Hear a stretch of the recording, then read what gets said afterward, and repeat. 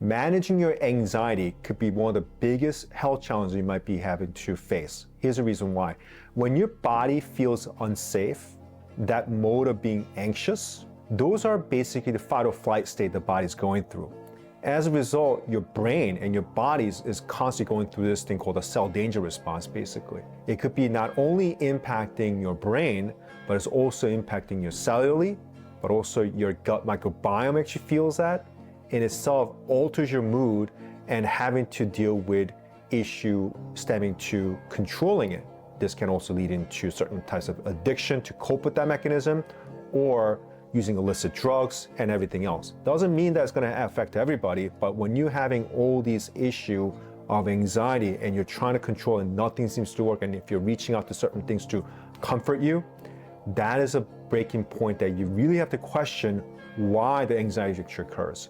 Anxiety could be occurring because of a poor environment that you are living, especially when you're growing up and feeling unsafe, and that's something that's been happening to you.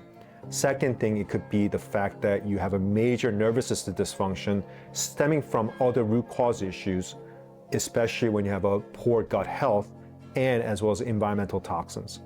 And the third I always look at is how well is your microbiome flourishing. If you have a poor microbiome and it's affecting you, especially when you're dealing with viral infections, parasites, bacteria, and as well as mold issues, that could also affect multiple issues into causing anxiety.